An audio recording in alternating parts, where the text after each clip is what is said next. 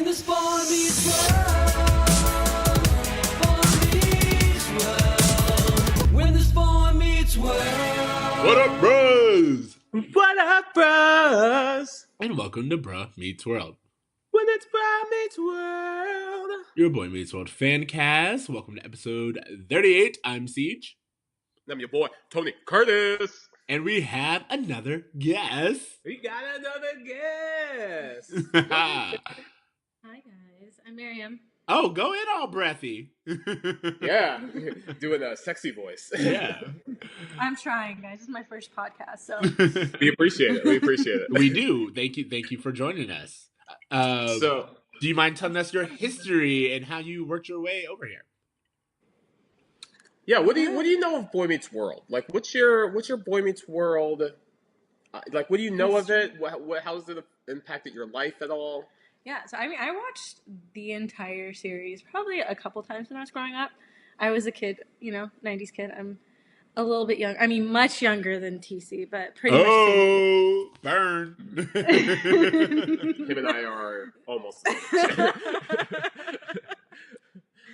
But yeah, I mean, I watched it when I was growing up. I haven't gotten into it again as an adult as much, except I do listen to your guys' podcast sometimes. Oh, someone's trying to flatter us, and I'm here for it.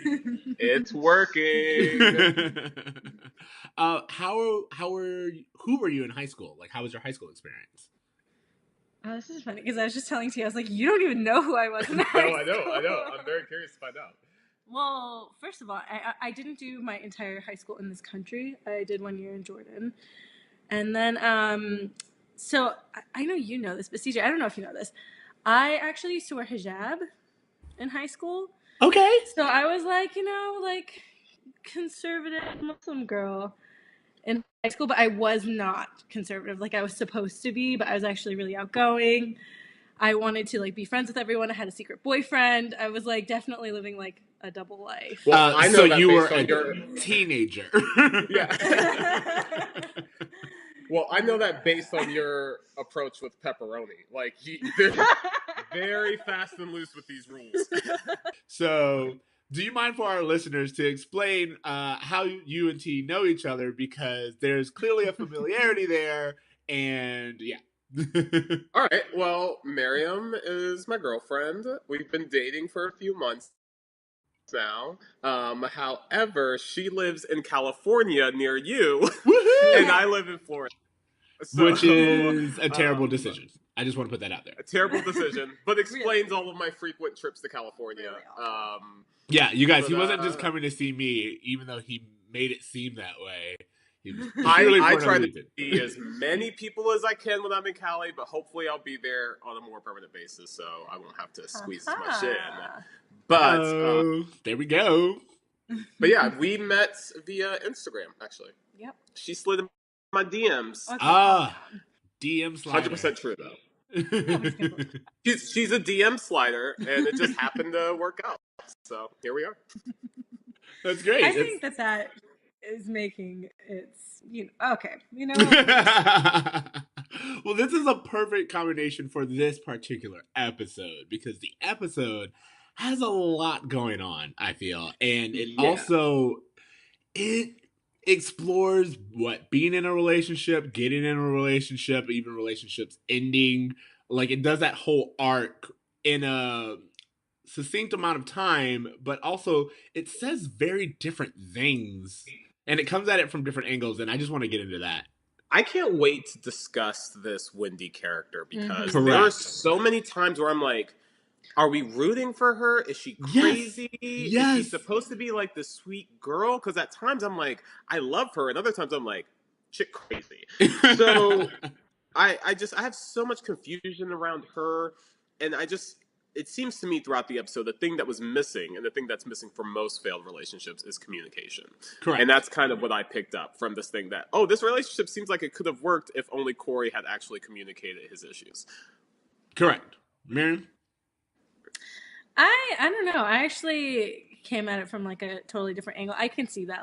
Obviously they were portraying her as this crazy girl who's trying to lock this guy down for life. But I think it actually had more to do with society's expectations of women and her just being a really hyperbolic example of somebody going for it. Like the value, the worth of a woman, at least, and especially in like my dad's culture, is based on like building a family, building a home, you know, raising kids and being like the selfless person who like takes care of a man. And it's like she like, you know, found Corey and decided to just like put all that energy into it, even though she's only like 13. Yeah, 13. something like that. So yeah, I want to get into this.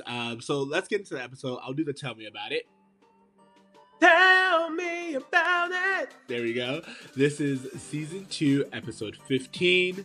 Breaking up is hard to do. Corey begins a relationship with classmate Wendy so he can attend a couple's party. Little does he know, Wendy sees the relationship as more than just an evening out. She is committed. At first, Corey finds her attention enduring, but soon believes she is obsessive and wants out. Eventually, he gives in to the relationship, only to have Wendy dump him for beginning their relationship on a lie. In a B story, Eric has trouble in school and finds a creative solution to dating. And in a C story, Feeney and Turner play racquetball. Creative is a great way to describe it. I was like, how do we say this? But yeah, right off the bat. So let's go with first impressions. Miriam, what did you say your first impressions were? Of just the whole episode in general? Yes. I might have like given away too much too soon, but yeah, I mean, I thought it was a really interesting, you know, way to, again, like portray like what is valued of a woman in society. I think I mean, obviously the episode was really funny. Yeah. Like we laughed a lot during it, and the little skit when they were Elderly. flashing horse Yeah. teacher, old men. Like it was hilarious. I mean, the episode was really well made, but yeah, I think I have a lot to say about. Yeah, no, I actually think, like, so this particular episode, things are starting to come together. We're starting to use characters properly. We're starting to really see what the writers are trying to do, and everything's starting to come together. But I'm also confused by what their intentions are. You know, it's just like, it's still very much, are you trying to tell a story? Are you trying to teach a lesson? And I think Boy Meets World does this thing where they try to teach a lesson through story half-heartedly. I don't know. Well, I'll tell you this. To your point, we see a lot of characters in this episode. Like Jason pops up in this episode. Yeah. There's multiple female characters in here. We're seeing a lot of, you know, Turner and Feeney all have moments. Morgan pops up. Like everyone is used in this episode. Everyone but Topanga. But Topanga, and again, that problem I've stated multiple times where Topanga can be the only woman who is without flaw on the show. Yep, I thought about that. And it's really funny because ever since you mentioned it, when they introduce a new female character, it is interesting of like how this person differs from Topanga.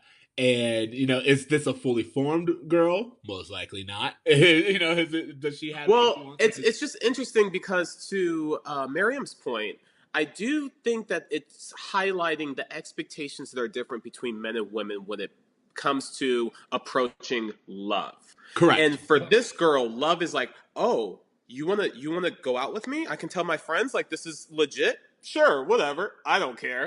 Listen, Stephanie and Todd are having this party, and I was wondering if you'd like to go with me.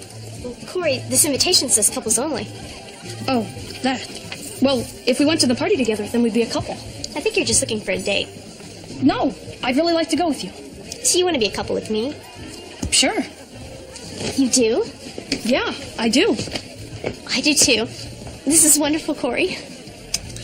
Is it okay if I go tell my friends? Like, to him, he just wants to say he has a girlfriend. But to her, it's, oh, okay, I found someone who I can go on this journey that I was taught love is. Yeah. And that's what I think is kind of the main point that they're trying to draw, the parallels between what a man thinks love is versus what a boy thinks love is versus what a girl thinks love is.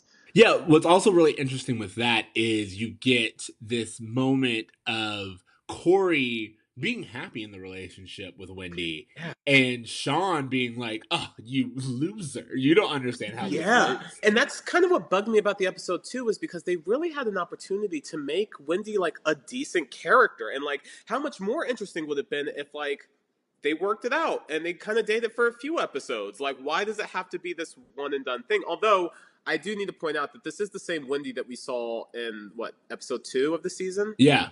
I was going to where say. Corey asked her out on the date and they didn't end up going out. Yeah. But how the times have changed, because before she was really reserved about going on a date. Now she wants to have 3 kids with him. Well, no, I think it's interesting because, and I want to hear your take on this, Miriam, but to me, I saw it as Wendy grew up in a house where there are generations of relationships and everyone loves each other there. I was like, she probably grew up in a good home, like a loving, caring family. And from what we see, there are just generations of this. And they kind of paint that as a negative thing, number one, which I have a problem with.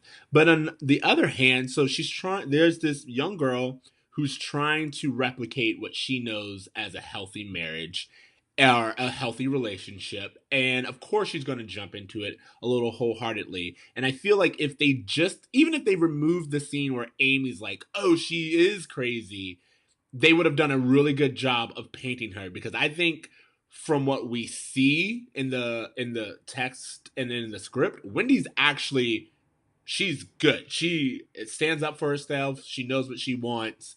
She's unapologetic. I think that's a great character.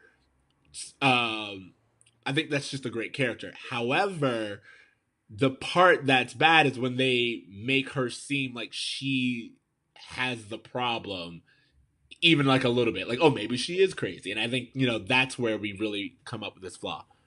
It also just seems to me that she doesn't actually love him. She's just doing what she thinks love is. Because the first time that she realized that he lied to her, like, no discussion, relationship done. Yeah, I was planning my entire life with you. We were going to have kids. We were going to have all this stuff. Oh, you told me one lie before we even had a relationship? This is over. Not saying that's a bad thing, because you obviously, like, you don't want to be with a liar. But it just showed me that, like, there was so much energy into giving Corey this love, and she was so quick to drop it without having a conversation, without discussing it and working it out. I don't know that she really loved him. It just seemed like she was mimicking what she saw. Well, go ahead, Miriam. You were going to say something. No, she definitely doesn't love him. Yeah. She's 13 and she met him, she started going out with him a week ago. But, like, Amy actually said it in the episode. She's like, hey, she's just a little girl trying to play house. And I totally agree with that. Like, that's exactly what she is. She's just, she's a 13-year-old girl who has this opportunity to put herself in the shoes of, like you said, CJ, these women who she grew up with. Having, the 3 kids, the husband, the cooking. Actually, this episode, honestly, it really made me uncomfortable. It really did, because I was just like, oh man, especially in Jordan. So, like, I'm sure you guys, like, growing up in the South had a lot more of that, like, family unit. I don't know, at least from what you told me. Yeah. But, like, in Jordan, I mean, I would describe Jordan, by the way, like, let me just put a disclaimer out there. Jordan is very modern. Everybody is, like, on social media. It's changed a lot since I lived there back in, like, 2003. But when I lived there, it was very much like this. Like, that is exactly how it is. It's like 1950s America. If you guys, like, remember Mona Lisa Smile, you know how she was, like, super smart, and then she was just expected to, like, get married and live that life. Like, that's what it's like in Jordan. My cousins who, like, I'm basically the oldest girl to not be married at this point. And I'm, like, a kind of, totally the opposite of what I should be and, like, what was expected of me. But, welcome to the club. What's that? I said, welcome to the club. I know, right? I know, CJ. I was like, you know what? You could probably relate to this. A little bit. Just a little bit. Yeah.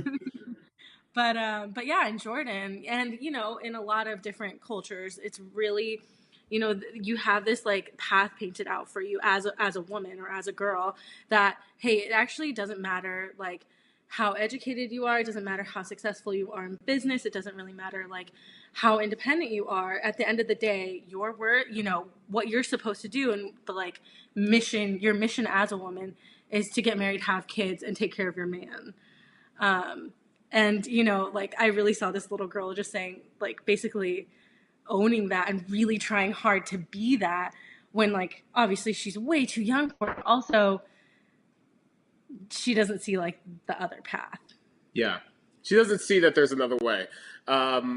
Can we get into the roll call real fast? I was Because I gonna want to say, make sure that we are addressing some of these characters that have popped up. I was gonna Because say, Eric has a so character. with the roll call this week, I have the collection of characters, but it's a little weird because we get a lot of returning characters. We get a lot of returning characters with Wendy.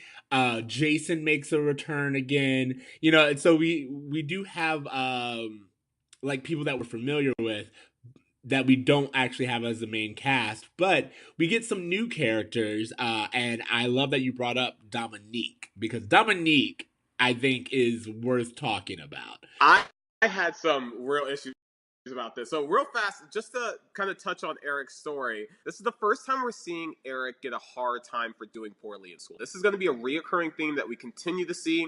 His issues with school are actually going to keep him from graduating eventually. So it's kind of interesting to see the first touches of that now. Exactly. We get Eric wanting to be a weather guy for the first time. Yes, mentioning that. But just this whole idea of this adult woman sexually satisfying the urges of teenage boys in a way that it seems as though she's aware of. I don't know, man. It made me feel real uncomfortable. So here's the thing. I agree with you, and I definitely don't like this. However, when I'm watching this series now, I now look at it through the lens of, oh, this is a male gaze version of this situation. So like in my mind, I'm like, she probably is just like, Eric has really great hair, and it's like, he's a great person to work on. But in his mind, this is hugely sexualized, and she wants it. She's got to have it. And that's how I look at this situation. Like, I'm like, all right, looking at this through this straight male gaze, this is how they think the situation went, when in reality, she's probably just like, dude, you're a paying client who comes in all the time. I'm not trying to let this go. I'm also just very curious at, they seem to get multiple haircuts. Their hair never changes. Go ahead. You were saying, Mariam? Oh, I was just gonna say, like, you hit it on the nose. It's totally the male gaze perspective. I kind of relate to this because oftentimes when you're working with men professionally as a woman, there's this line that you have to like teeter, so that they know, like, hey, this is business, but I can still be friendly. I encounter that a lot because I am in like a client-facing position. I'm in a sort of like a sales role, so I do work with a lot of men. Sorry, that sounds like really strange. Yeah, I work with a lot of men, mostly at night, with alcohol at bars. You do know that there are other options, TC. You can work with men. That's what I'm saying. That's exactly what I'm saying. Yeah, I'm just messing around. I'm just messing with you. He came straight to the table. Yeah, right? But yeah, I mean, I even have to work with that in my own. Like, I've had it happen where clients, male clients, again, let me clarify what I do here. I work in scientific staffing. Okay, yeah. So my clients are, they're usually like scientists, they're lab managers, they're, the cast of Big Bang, basically. So yeah, you know what? That's a really good point. Some of them don't get a lot of attention from girls. So, for me, when I, do talk to them, and I do have to like get to know their teams, get to know them, get to know what they like, and, they're a candidate who's going to, be a good cultural fit, not only like skills wise. I do actually have to spend a lot of time with them. And we do like lunch meetings. So there are, things that can be interpreted. Yeah, exactly. Incorrectly. So I do have to kind of. So have you ever had to flat out like tell someone like, hey, this is work, stop fucking around? Yes. I believe that 1,000%. Yeah. I mean, and what's interesting about that is, I guess what I'm trying to ask is, how would you interpret Dominique's relationship in this situation? Like, where do you think her motivation is? I mean, I there's a lot of times that women know, like, and men, I will not limit it to just, women, know that, hey, like, it's not just, I know I have something that, like, you like, and maybe you're going to come to me more often, you're going to pay more, to be, to have your hair done by me, yeah, maybe she has an element of that, but I don't think she's getting off on doing this kid's I don't think hair. she's getting off either, but I don't think she's not encouraging this sexual attraction that this kid has for her for the sake of profits. Yeah, but I mean, here's the thing. I think you're not wrong that if I would say that if she was like cutting his hair like after hours or like in this like remote location, it would be even more weird. She's at her job and he's coming in. So honestly, like I said, I think it's just like this interpretation, and it's of course for the TV show, it's great and it's funny to like see him like try to reject her and her being like, "Oh, you're making me angry. I'm gonna have to like really get rough with you." You know what I mean? All this, Yeah. really sexual, non-sex scene. But I think ultimately, also, what I was going to say is that I remember a moment with my brother and I went to like Kerr's Wing House or something like this, and the waitress, it's just like Hooters, where it's like the waitress Yeah, is Hooters. supposed to look and dress like this one day, and she's being nice to us and flirting with us, and me and my brother are like totally buying into it. We're like, oh, she totally likes us, she's into us, and we're like trying to impress her. And then now that I'm older, I was like, she was a waitress who just wanted a tip, and we were like, oh, dude, she wants it. 100%. What's very interesting is when you look at Eric's kind of motivation throughout the episode compared to Wendy, what a man really, really wants versus Wendy and what a girl supposedly really, really wants. Whereas Eric is like, I want sex so badly that I can't even look in this history book without coming in my pants. I'm going to get haircuts multiple times this week for the sensation of sex. Whereas you have Wendy who's just like, oh, let's like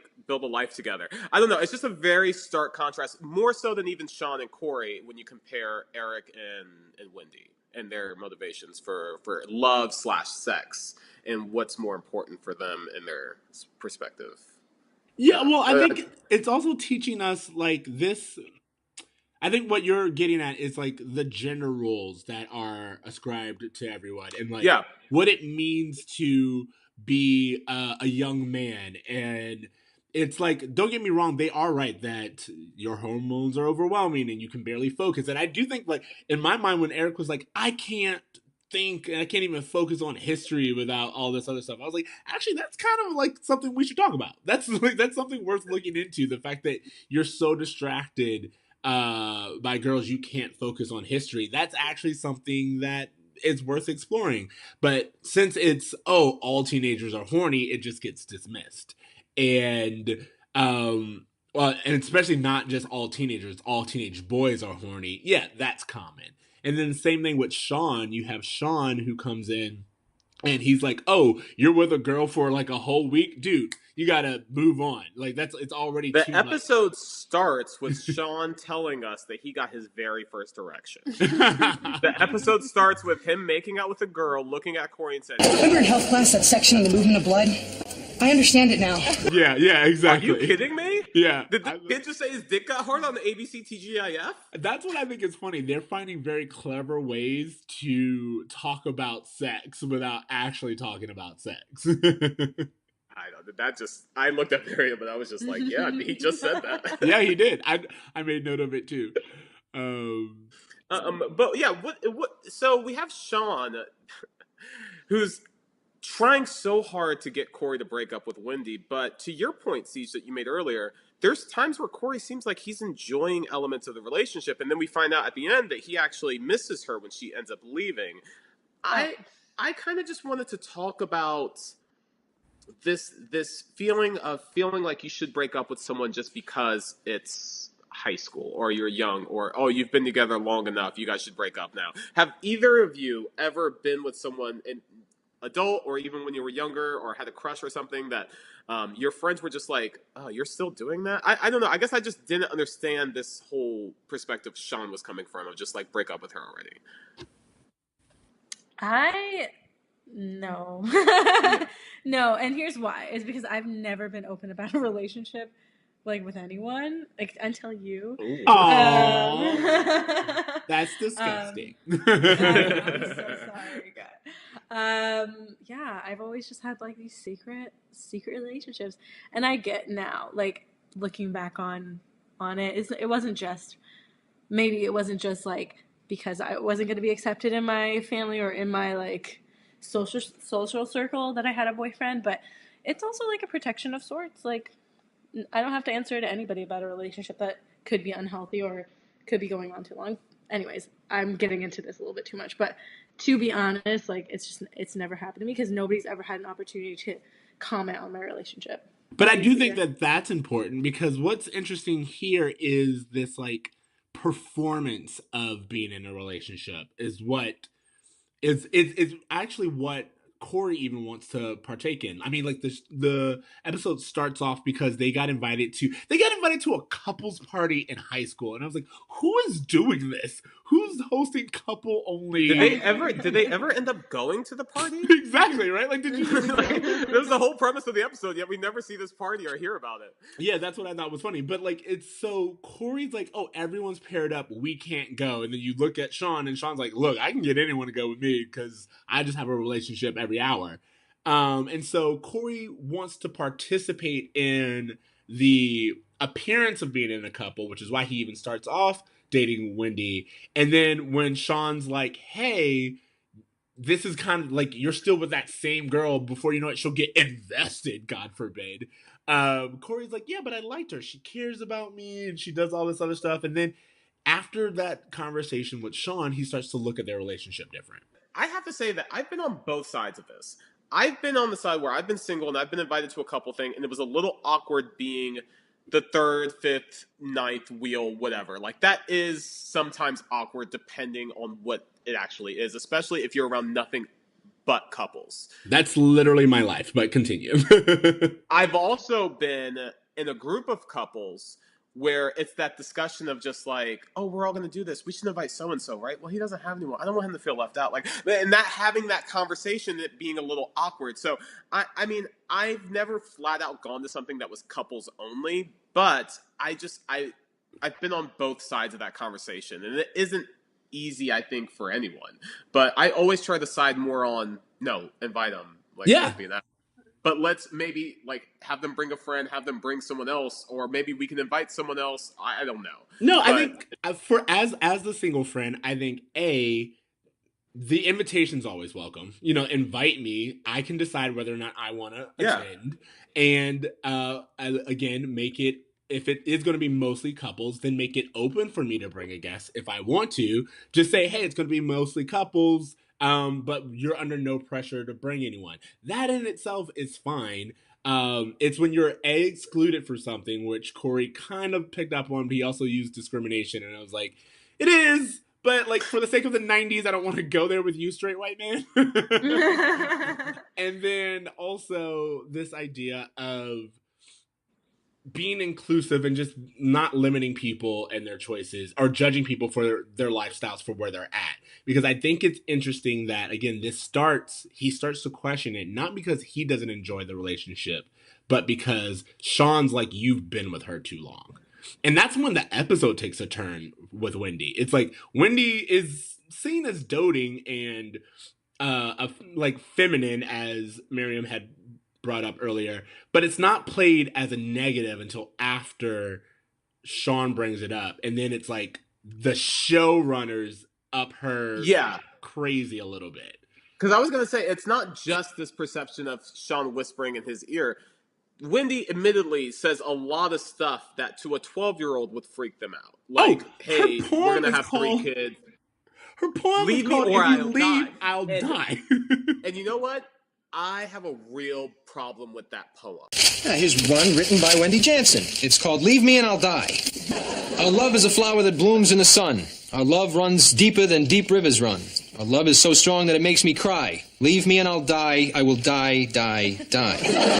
Because we were just talking about like a couple that we knew where like they had broken up and the guy was like like put like this thing like on social media saying like, oh, he felt like he was having suicidal thoughts or something, trying not to reach out for help, but specifically trying to like guilt that other person into being them and like playing that as a card to stay in a relationship. And I think that's so incredibly unhealthy. So while I do think there were aspects of Wendy that were like, maybe she was just trying to emulate this love that she saw throughout her family, there are some things like that I really like. Leave me or I'll die. Oh, you lied to me once a week and a half ago. We're done forever.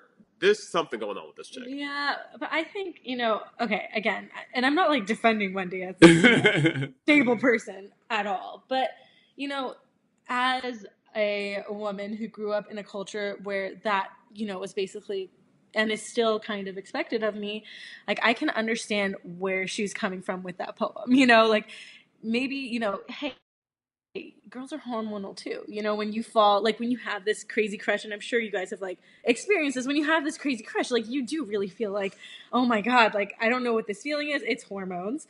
Like I don't know what I would do without it, like I really feel like I'm addicted. It's like an addictive feeling having a crush on somebody, or even just having this like slot fulfilled that you are supposed to fulfill like so early on. Yeah. I think Corey says it best, which is that I'm on an emotional roller coaster with this girl because we definitely have moments of, I totally see the logic behind it. And I think that her interest in Corey is what Amy called it originally, a girl playing house. And she's just into him and she's behaving how she believes she should behave. But there are moments where it's like, leave me and I'll die, or the fact that like she knows about Eric and Jason, and I was like, can I wear your wedding dress? Yeah, this is before Facebook, and I was like, girl knows all his history and his class schedule, and Facebook isn't even a thing, so she did some research. One quick thing before we move on too far, because we talked about Wendy's poem. Can I bring up Sean's poem? I knew you were going to want to come back to that. Yeah. Jonathan reading Welfare by Sean Hunter. Which, again... What were your thoughts on the Welfare poem? Well, a few things. One, I think it's very interesting that we are talking about... Welfare is always, especially even in the 90s, it's always associated with minorities. So the idea that it's coming from Sean, I actually think is a really interesting choice. And well, they don't have a minority character. Well, yeah, of course. And here's the thing, they wouldn't do it if it was the minority character, but just the fact that they acknowledge Sean has a very direct understanding of welfare, but it's also showing that Sean's family takes advantage of welfare. Okay, the first one up is Sean Hunter. His poem is called Welfare. My Uncle Ralph, he does not care, because twice a month he gets welfare. My Uncle Chuck has nylon hair. He bought the rug with his welfare. Old Corvair, long nose hair, electric chair. That's a very colorful family you got there, Sean. You're having this really dual message of, hey, we're being progressive by having this character who's not middle America rich, but at the exact same time, the poor, they be taking advantage of welfare, and it's like, I don't, It's hard. All of us are of color, although Mariam's half white. There is that feeling that on this show, lower class white is the minority. Lower class white is no, I'm laughing because you're accurate. Sean is so like a stereotype of what they believe lower class white to be. Exactly. And just living in a trailer home, he has mob connections. His family's in and out of jail. They love welfare. It just feels like a Republican ad that I saw on TV or something from the night. Like just this whole like, oh yeah, lower class, they're going to take advantage of welfare. I just didn't really care for it, but I understand why they did. Yeah, no, I agree. I mean, again, I like what you're saying, and it's interesting to look at this show because I do see this show as a liberal show, but it's funny that in the 90s, even a liberal show is making all of this, all these assumptions and stereotypes about lower class. And what's even funnier is they're smart enough to not do it with minorities, but you're still making these terrible assumptions about a different subsect of people, or who you consider a subsect of people. I may note that this is the first time, or at least the first time I remember, we see Sean in his leather jacket. And Ooh, that's a good note. yeah, it's the first time we see Sean in his leather jacket, and it's like the starting to build of this, again, this stereotype or this direction that they're going to take Sean in.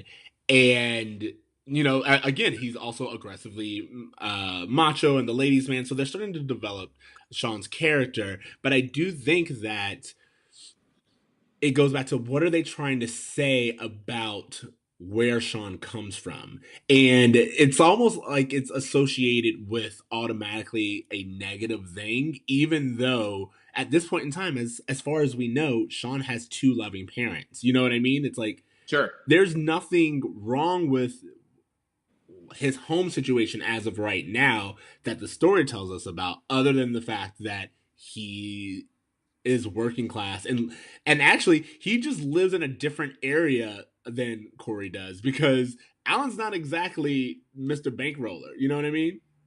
Yeah, and that's what's really interesting too. And I know you probably haven't watched as much of the show, Miriam, but what we saw in the first season, especially more so than this season, is the Matthews struggling financially and being this middle class family where, you know, Alan has to work a bunch. But then we just see the stark difference between Sean's family and their income versus Corey's, and so that's why we're kind of trying to justify, like, all right, so are the Matthews this working class, middle class family? Because they seem to be so far ahead of Sean and his family, to the point where Sean thinks of them as rich.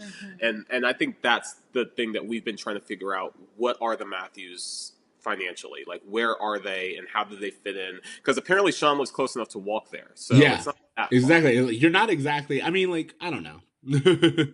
I feel like I get that. I mean, just to be clear, and we don't have to put this in the show, but like my mom's family is not rich. Like, but I grew up with kids like that. Oh my God, especially in Long Beach. I remember this time that my friend, oh my God, I can't even remember his name, but we went on a field trip to like downtown LA. And he had like lost his backpack, and it was like the end of the fucking world. Like we were like probably 8 years old, and this kid, like, I've never seen anybody cry so much. He was Aw. heartbroken.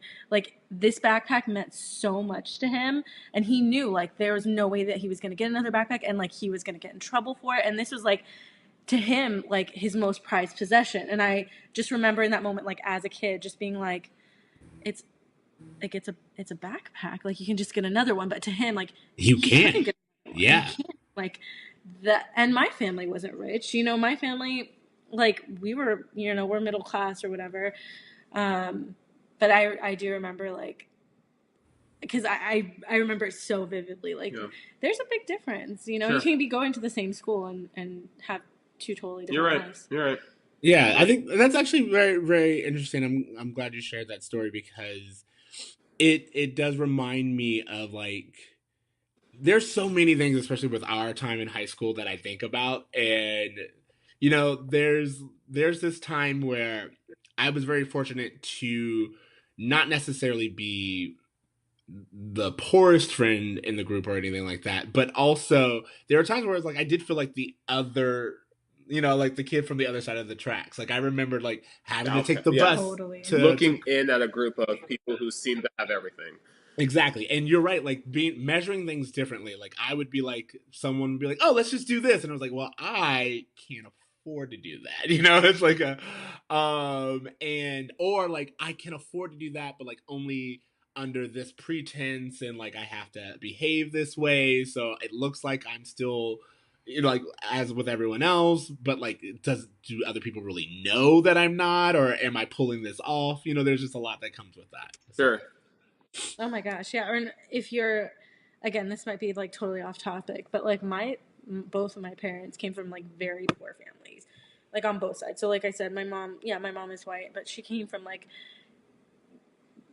basically like she was very poor, and she got her first job when she was 13. Yeah, wow. She worked her whole life, and she got married to my dad when she was like just turned 18, like a week afterward.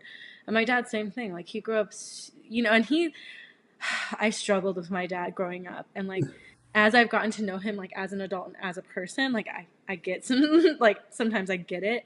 But, like, he grew up with my grandfather was a truck driver, and my grandmother was, like, a stay-at-home mom because that's the only choice in back time. But, like, I wasn't necessarily a rich kid, or I wasn't even close. Like, I was considered, like, a, of lower, socioeconomic status, I guess, when I was growing up. But to my parents, and I remember them trying to, like, tell me, like, you have everything. Yeah, I had my parents tell me that too when I would like complain about like they're like, you don't realize how much you do have. Like you have a TV in your room. Shut up. Yeah.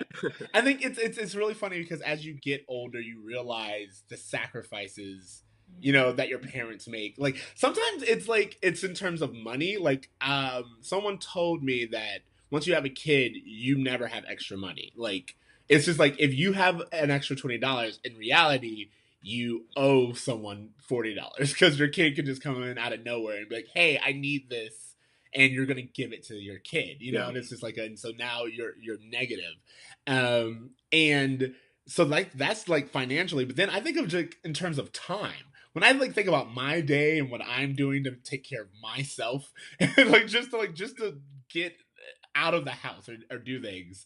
And then I think about people who have kids. I'm like, no, seriously, I want to know, how do you do this? Yes. Yeah. I mean, like, I seriously want to know how you do this because I cannot imagine, like, where you get the time. Like, where does that time Or the come money from? or the energy. Oh my God. None of it. Yeah. Oh, yeah, God forget about energy. Yeah.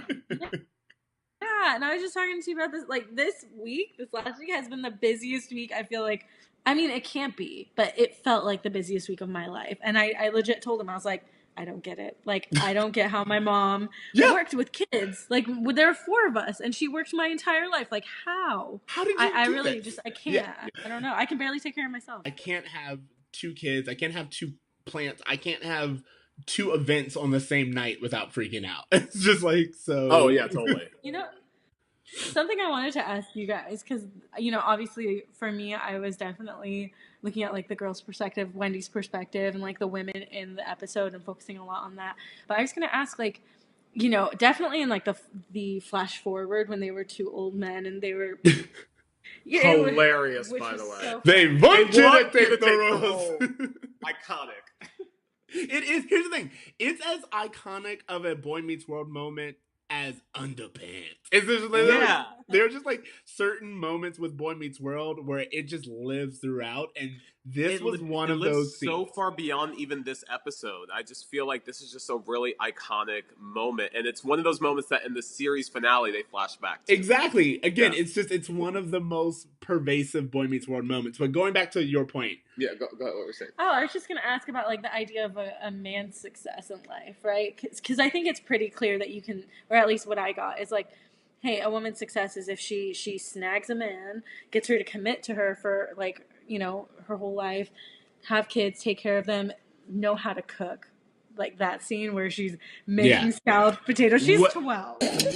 Amy, these are terrific scalloped potatoes. I just mentioned to Wendy that they were Corey's favorite, and she just whipped them up from scratch. Well, maybe I could come over again and show you how to make them. Oh, I'm sure I would like that. Well, I'm sure I'd like that too. In fact, why don't we invite Wendy to move in, and we could become one big, happy, potato-eating family.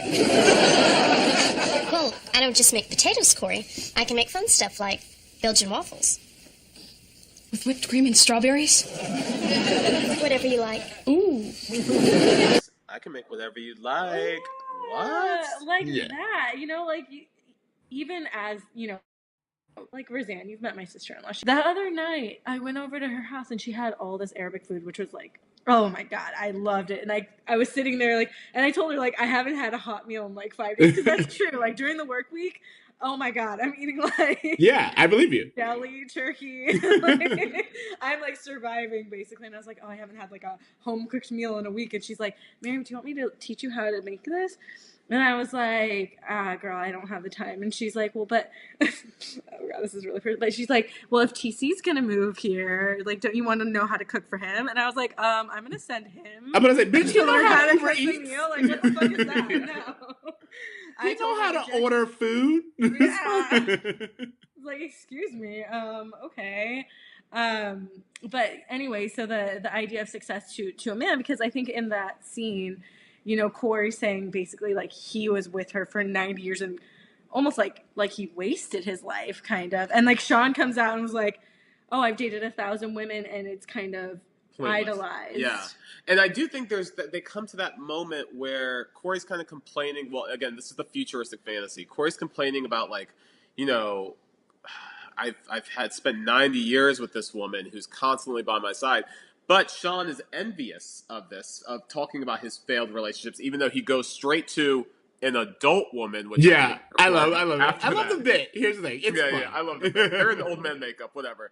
But to your point, like, you know what's funny is that after that, Corey's talking with old Wendy, and he's like, you know what? I never take these socks off. Like, we've been together for 90 years. You've given me a fantastic life. Like, he's complaining, but he's also so appreciative of it. And it's such an interesting turn, because to your point, I think that Sean thinks that what Corey has in general is male success. And I think to Corey, what Sean has is male success. And let me explain that. To Sean, Corey has a great family, he has a great home. When eventually him and Topanga get together, they're an ideal romance. It's everything that he feels makes a man successful. Corey sees Sean as this guy who's popular, he's cool, he can get any girl he wants. To him, that's success. And so to answer your question, I think that even amongst men, there are different understandings of what success is, because I think one man could look at Wendy and be like, oh, I nagged her, I'm successful. Whereas another guy would be like, dude, it's been a week, what are you doing? So I think it's both ways. But I was going to say, no, I agree with that. How I wanted to answer that question was, I feel that even the episode is kind of, it's not saying one way or the other. It's kind of hitting on that in-between stage where, because you're right that they paint Corey as reluctantly in this relationship for 90 years. But he's, on the other hand, he's kind of like, but that's what love is. You know, he's like, I guess, he's like, you've shown me all these things and I guess that's what love is. So I guess I should be appreciative. And there's that argument that you have with yourself when you are in, I think what it is like Corey's in a relationship that looks right. Again, he's performing all of these things. It looks right from the outside. It even feels good, but something's missing. It's not there. He's not an active person in this relationship. He's passive, and that passiveness is what makes him feel inadequate and kind of idealizing Sean's whole I've been going through women thing. But at the same time, they do say that Sean ended up kind of lonely and by himself. So that's not the ideal situation either. So there's this tug of war of like, well, do I want to be like successful and never really settle down? Or do I want to settle down, but maybe not be with the person who challenges me? And I think to your point, what we're supposed to root for as the show is we want Corey to have all the things that Wendy was offering him, but with someone who's his equal match, a.k.a. Topanga. Exactly. Well, then, I mean, A, you're right. And then B, I like that in the show, when Corey is in the booth in real life with Wendy, and they're talking it out, and he's just kind of like, again, he's kind of giving up in a sense. He's just like, I guess he's like, what's the harm now? I'm in this relationship. I guess I'll just do this until I die. And he tells her, she's like, you know what? This is over. And you know what's funny? I disagree with that. I think that Corey was actually gotten to a point where he accepted. He was like, you know what? I am on board with this relationship. And since we're together now, it's not a big deal. Let me tell you how funny it is that it started with this, because it's funny to me that it started with that, and now I'm actually in this relationship. And to me, I'm going to pursue this. And that's the moment that she pulls the rug from underneath. Well, I think, and I like this that interpretation, because for me, how I saw it was, she was like, wait, I don't want to be with someone who had to convince themselves to be with me. You're right that he's like, oh, hey, I kind of lied to get into this, but this is kind of cool, so I'm in it now. And she was just like, wait, what do you mean you're in it now? I thought we were on the same page from the beginning, and to hear that you had to convince yourself to be in this, that's not good enough for me. And I was really proud of her. But Mariam. Yeah, what were your thoughts about her breaking up? I was just saying, like, what a privilege to be a man. what is this? Like, there's a girl who's trying to like take care of your whole entire life, and oh my god, when she was like, well, do you like it? Did you remember her asking, like, do you like that? It broke my heart. I was just like, girl, get the fuck out of there. He doesn't appreciate you. But, you know, I think that that's something, again, that I personally struggled with, you know, like, I don't want that kind of life. And I knew, like, very early on, like, I didn't want that kind of life, because that's what I see. Like, oh my God, my aunts in Jordan, you've never seen people work so hard. You know, their husbands, like, you know, have jobs or whatever. But, oh my gosh, like, I saw my aunt raise 6 kids, have a hot meal for every single meal.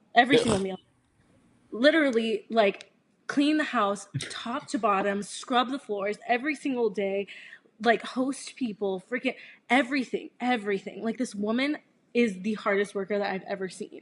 And is she, like, really appreciated for it? I don't know. You know, I don't know if she you know, gets the credit that she deserves. But nowadays, and I think, you know, we're not there yet, but there's another choice, you know? There's another choice that you make for yourself, or that I personally had to make for myself. Which is, you know, like, you don't have to be somebody's wife. You don't have to take care of somebody. Like, you can make your own life. And if I choose to be in a marriage or choose to be in a family, like, it's going to be the dynamic that I want it to be, where you are equal and you are, you know, taking care of each other. And So you think that Wendy, her journey isn't finished yet, because eventually she needs to make that choice for herself. I hope so. I don't know if she's going to make it, because she's living in a house of people who are showing her that success is what she's trying to strive for. But I mean, I hope that Wendy changes. I hope she sees And that. we never see her again. Well, I think that it's interesting because in my mind, even going off of what you're saying, I don't think there's anything wrong with being the housewife and the mother and the person that Wendy wants to be, if she's doing it on her terms. And that's what I liked about this, is that Wendy was like, or even you brought it up, it's like, I'm going to be in the relationship that I feel appreciates me for what I bring to it. So for her, that was enough. The fact that Corey didn't automatically get it, even though I agree that that's a little bit of an extreme, she was like, you know what? That's not what I want. It's going to probably eventually turn into resentment. You know, it's like she doesn't have the words for it. She's like, no, but eventually you'll resent what I'm doing for you, and I'm doing it out of love. So if that's the case, no, I don't want any part of this. And that's kind of what I do like about this story. But I feel that that's my interpretation, not necessarily what the writers wanted the story to be. You know what I mean? Totally. We are getting a little pressed for time, so I want to move on a little bit if possible. There's a few things I want to bring up. One of them is in the future flash forward scene, Corey turned into an old Jewish man. Yes? No? Yes, he did. And I love it. So again, there's this, we have to talk about the scene a little bit. We hit on it. Not only is it like comedically fun, and it gives us the roles line, but also I was like, where did Ben Savage get this interpretation? Because it's, first of all, it's so accurate. And then you have him just like slowly stealing the little packets and everything about it. Sweet and low, rolls, everything. Tabasco, anything that's on the table, he's casually putting into his jacket while talking. How long you been married? Who? What? They want you to take the roles. It's so dead on. Even when he comes, like when Sean comes in, he's like, Corey, is that you? He's like, Sean, I come to this table every day. Every day you 4:30 early bird special. Every day you ask me, and every day I say the same thing. And it's just like, I love this character. I honestly want a spin-off show of just them being old men, just Ben Savage being that character, because it's so fun. And then of course, like, he's really Jewish, I believe, right?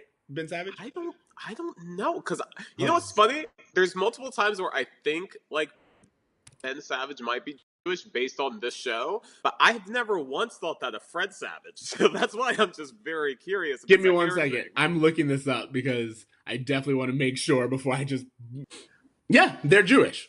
Okay, all right. So So here again, and the reason why I say that is, if they're Jewish, then this is a fun telling of their story, and a little bit of, it's not true to the character of Corey, but it's definitely true to Ben Savage, the Ben. actor, and they gave him this little bit, and it's perfect. I love great. that truth in who he is as a person. However, if they weren't Jewish, I was like, I can't Playfully anti-Semitic otherwise. Yeah, exactly. I can't endorse that. Hey, Ceej, I have a question for you regarding Mr. Turner, because there was one moment in particular in the show, although him and Feeney had a pretty shitty B storyline, there was one moment where Mariam was very distracted by Mr. Turner. Who wasn't? I'm trying to figure out what's your turned on by Turner moment of this episode. Okay, so glad that you asked. When Hold on. Turned on by Turner. Ooh. Exactly. So, I'm glad that you asked. I specifically looked at it.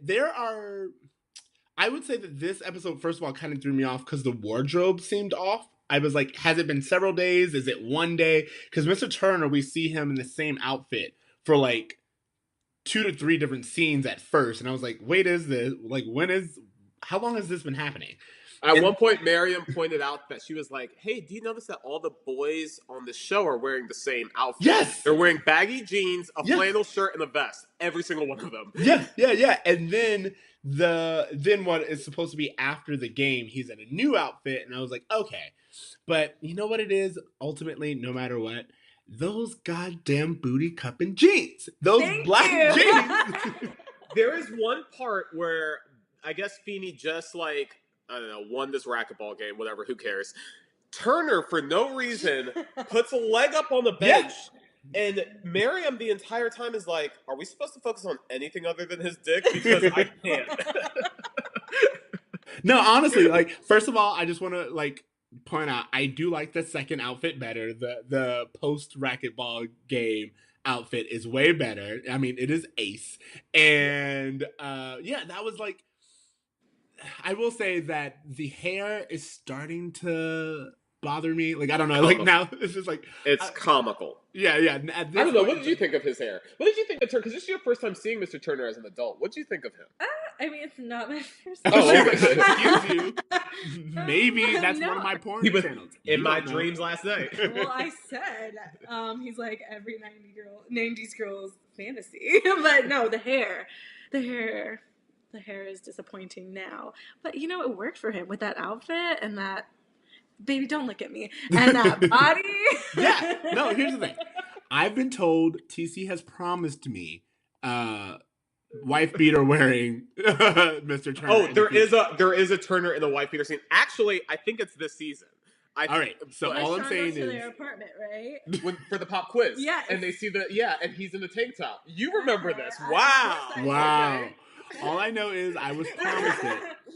So I'm looking, but yeah, look, we get all dressed up for gonna see Mr. Turner. You remember that moment very well. Wow. You were like, oh, you mean season 2, episode 19, right?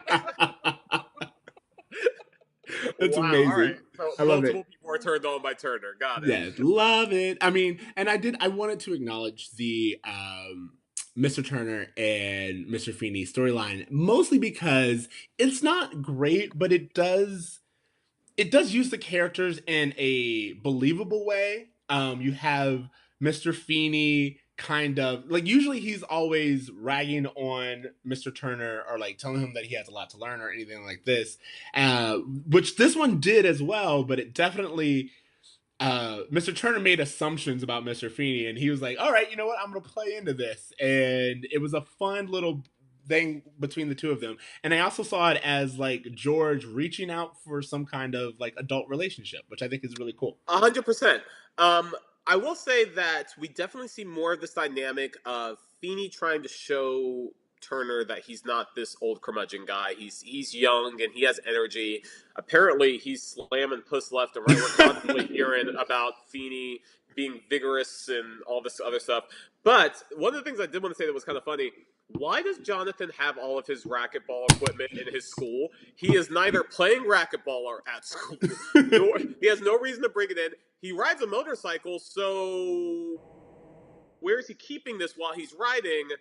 It's a huge-ass bag full of racquetball equipment for no reason. Why? Well, he does mention that he's about to go play a friend So like that's kind of like the purpose of it. But I will agree with you that I also see it as, if we're talking in real life, I think Mr. Turner's just always trying to advertise that he's single and he fucks. And the reason why I'm saying that is he brings that helmet around everywhere.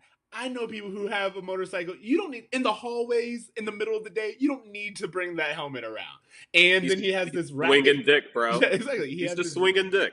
Racquetball bag again for no reason. I think it's no other reason than to let female staff be like, oh yeah, that's right, he's active. He's like, yeah, you're picturing me in like workout gear, aren't you? I think that's his whole. Don't shame her. Apparently, the answer is yes. Did you have any other thoughts on the episode, Ceej? Anything we didn't bring up? The only thing I wanted to say is that I think overall the messaging of this is kind of weird, and I'm not really sure what we're supposed to get out of it. At the end, when she breaks up with Corey's like, I miss Wendy, and I think I think what's interesting about that is it's kind of the writer's way of saying like, hey, there are going to be times where you feel that this is too much or someone's coming on too strong, but you may actually not be appreciating this person for what they were bringing to you. You know, I don't know. It's a very convoluted message, but I feel like there was something to be said about Corey being like, oh, hey, I kind of thought I was above this, but in reality, I miss her. So, do you have anything we didn't discuss?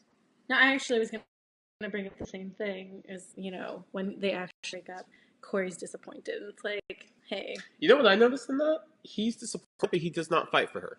He does not say, I don't want this. He doesn't want to say, like, I want to be with you. He lets it happen, but then he's like, oh, no, I want her around. But it's so typical. Honestly, like, it's so typical of my relationships and my friends' relationships is that, people tend to, and you probably can relate to this too. It's not just a woman thing, or a female thing, but just being taken for granted in a relationship.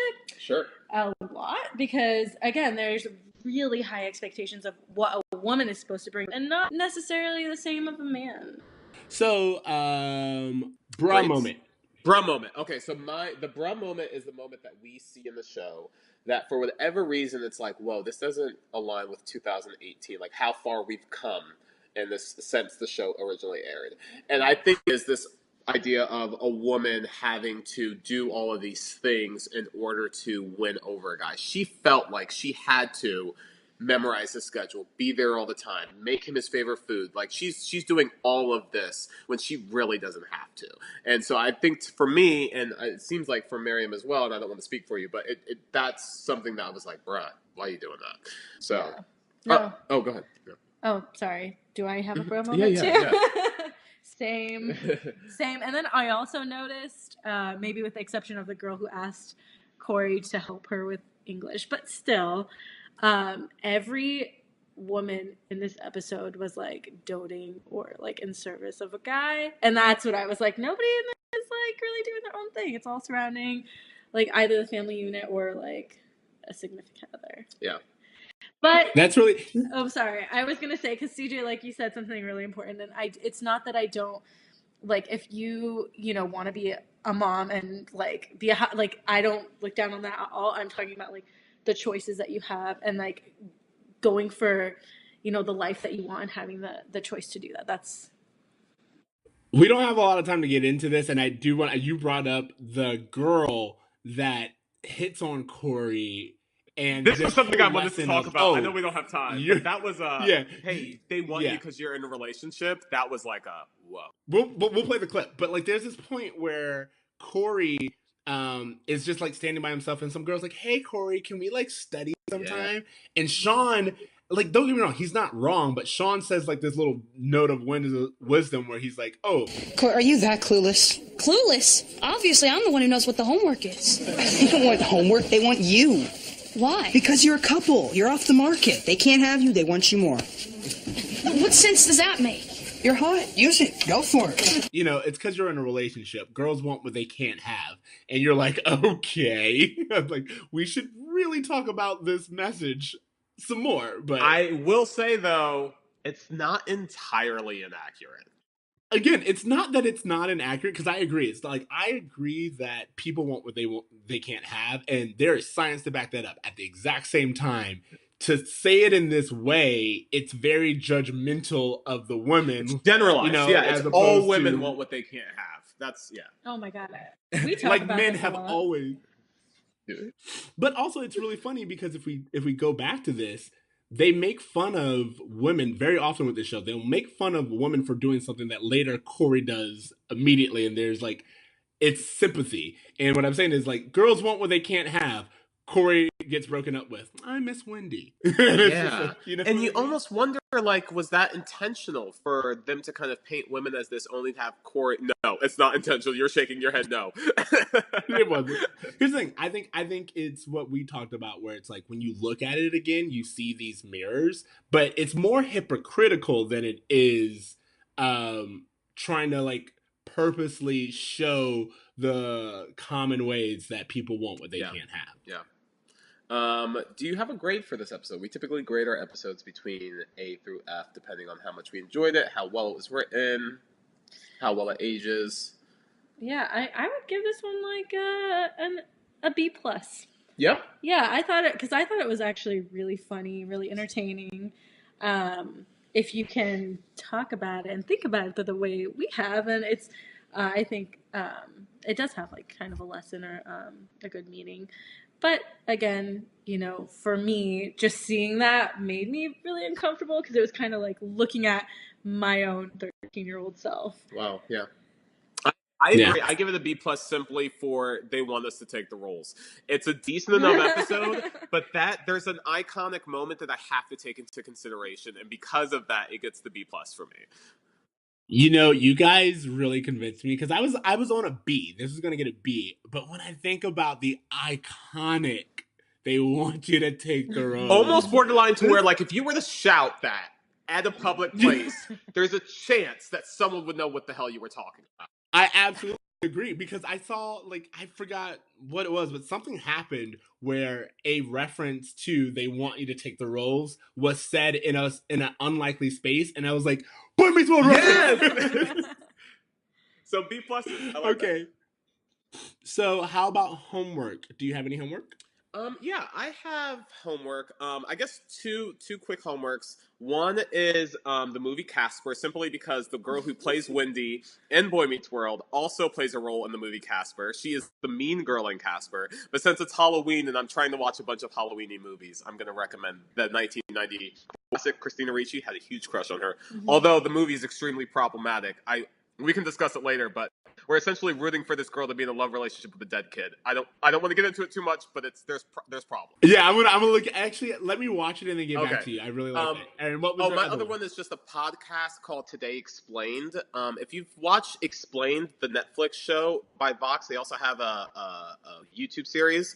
But basically, it's just going through the news of the day, and what I really like about it is they're not really taking a position either way. They're simply just explaining to you what's going on. So, for example, I just heard an episode about the election that's happening in Brazil, and it didn't take a position either way. It just kind of gave you the facts so that when you're watching the news, you can understand it. So watching the news and you're like, I'm not really sure what's happening here. Today Explains a great way to just kind of get really just plain, no-nonsense explanations. So that would be my recommendation. Mariam, do you have anything, any movies you've seen, any books you've read, anything that you would like to recommend to anyone? I just started reading a book called Power, which it kind of hits on, like, feminism and women's... I can't really get into it, but maybe I'll just put that out as homework. Disclaimer, I have not yet finished it, though. Who's the author, do you know? No, I don't. No, we don't. I'll look it up while you guys keep... Ceej, do you have any while she's looking it up? Yeah, actually I do. So it's so funny because I was watching it earlier today, and it's so relevant to this series, which it's the show on Netflix called Big Mouth. Yes, I love Big Mouth. Yeah, it is. Here's the thing: the second season just came out. It is an interesting approach to. Sometimes I feel like it's not my sense of humor, but sometimes it's just so well written and so accurate to what it's like to be a teenager. Yeah.